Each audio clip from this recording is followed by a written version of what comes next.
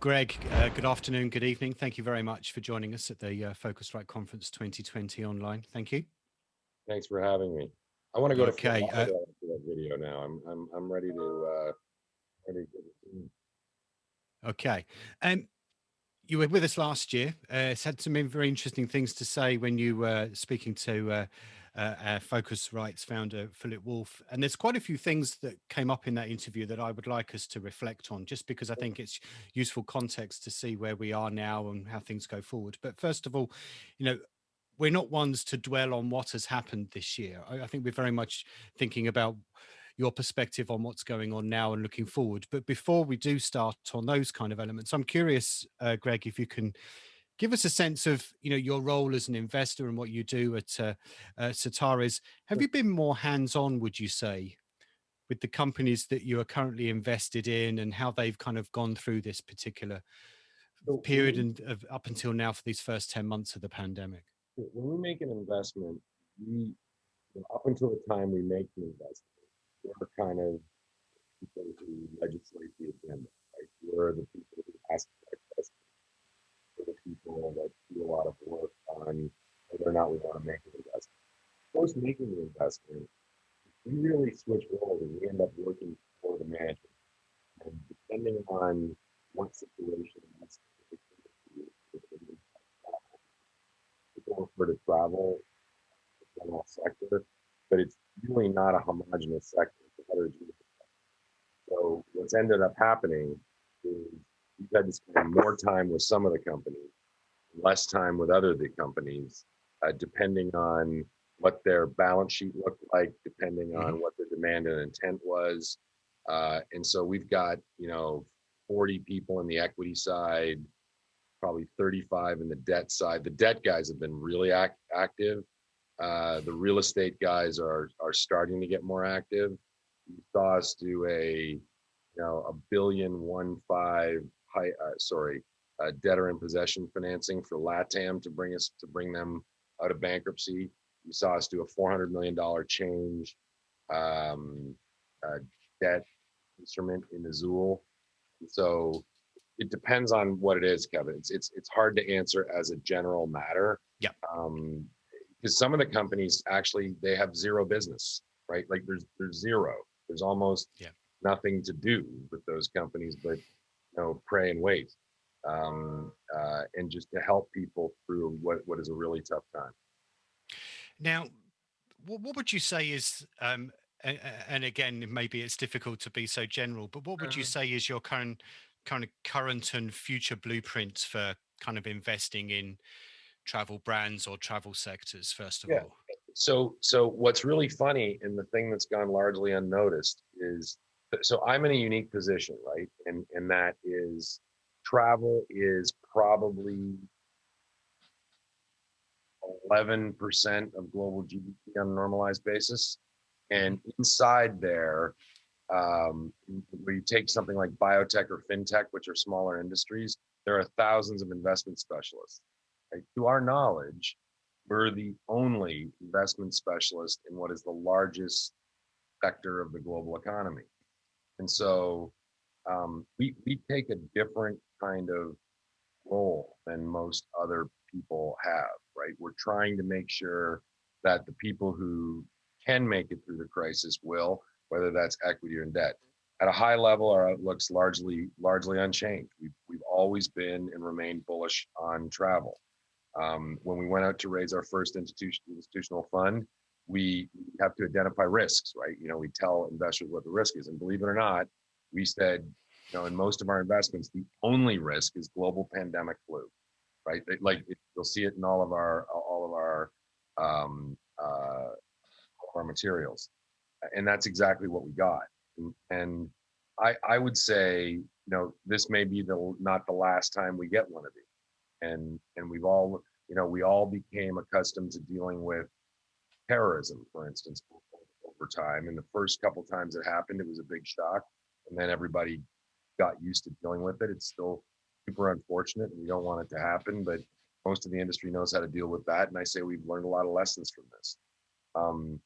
You've seen the healthcare sector has had an acceleration of clinical trials, and drastic reduction of time to market for vaccines and medication.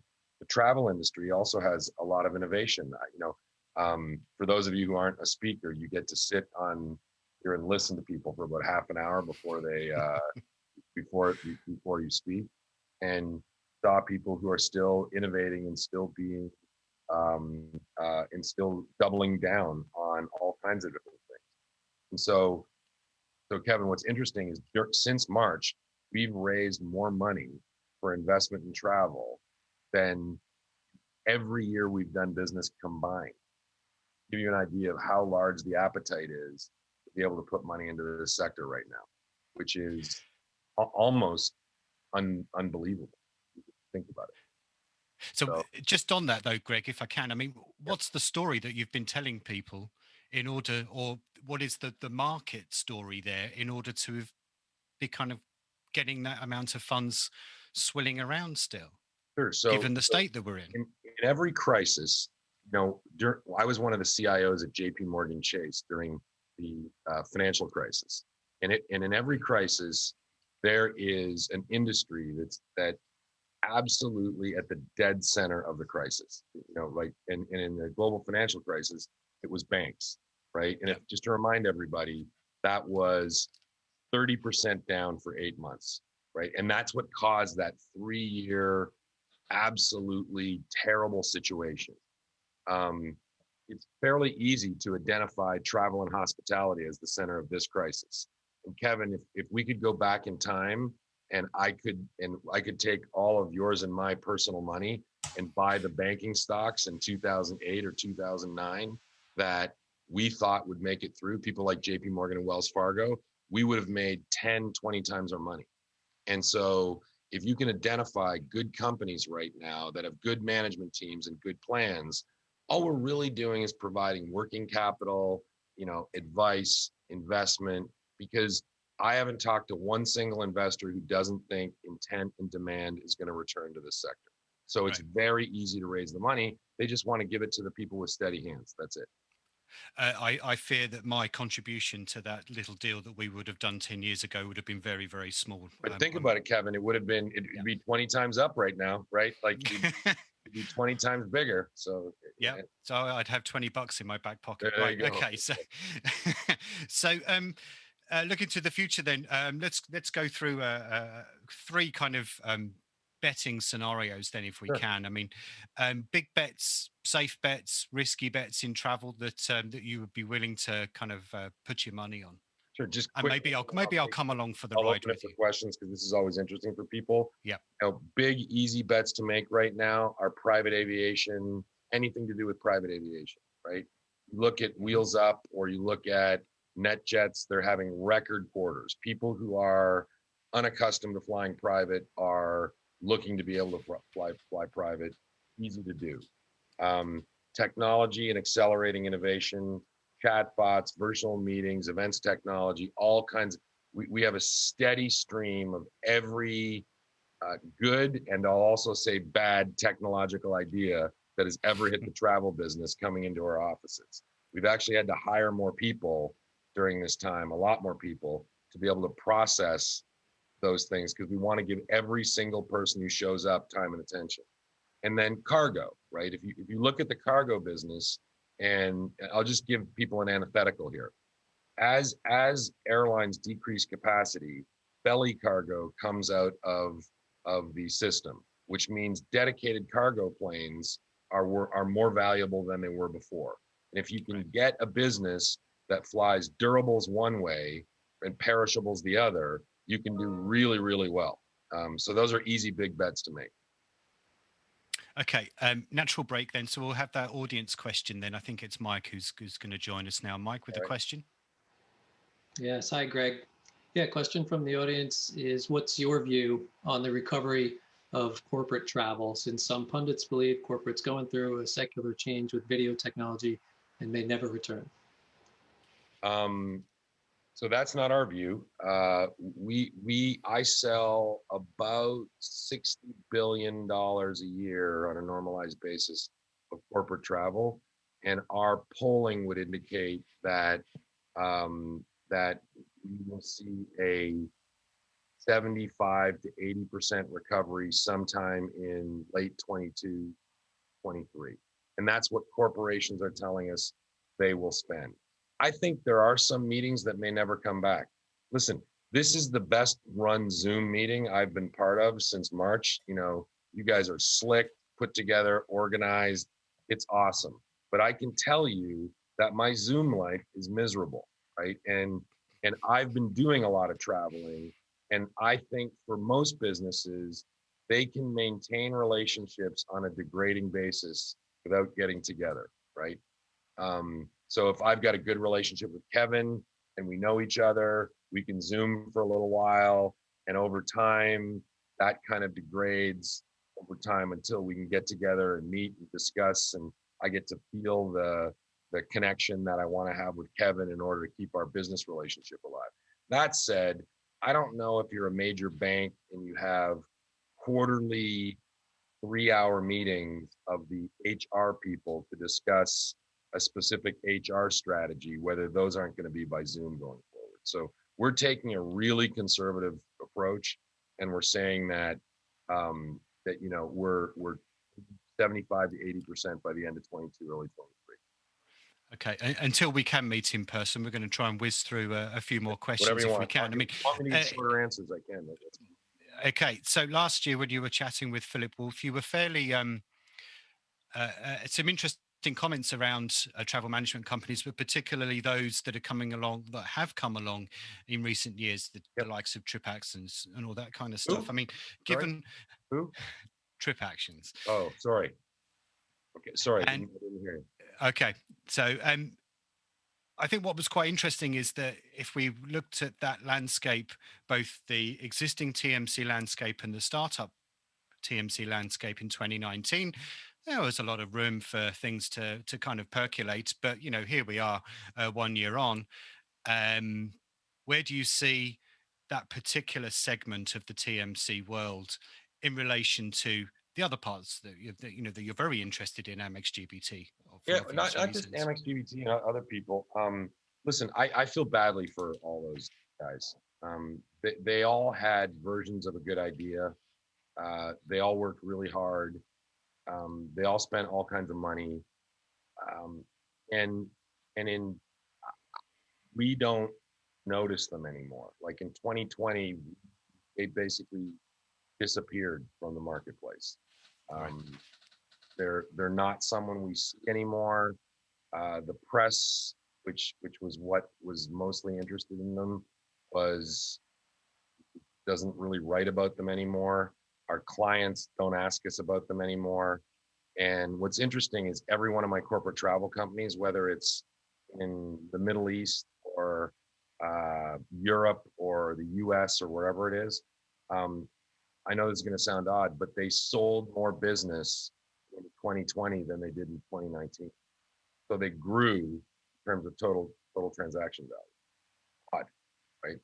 Like odd situation. So that means there aren't any inroads being made by the TMC innovators. And I think a lot of them are starting to pivot towards travel being ancillary and expense management being something that they're more interested in, which makes more sense for them. Small businesses need that more than they need travel booking. Okay. Again, this time last year, you said with relation to NDC, I wish it would arrive.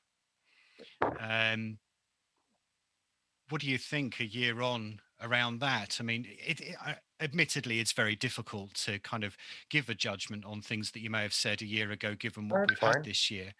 But I'm wrong all the time, Kevin. I don't mind being. I'll tell you what my new opinion is. So I can make an argument for both sides when it comes to NDC in the post-COVID era, right? You know, on one hand, airlines now have the time to evaluate new technology, extra hungry for ancillary revenues, given this financial situation they're in the pandemic. There also might be additional upsell opportunities as airlines think of new offerings, single covering, offering middle seat at discounted price, ensure social distancing, other personalized offerings. But on the flip side, airlines are more valuable than they've been in years, and they're unlikely to cut ties with valuable distribution channels like travel advisors play critical roles in increasing consumer comfort, right? Like, the travel advisor, TripAdvisor, for instance, is a big new investment for us.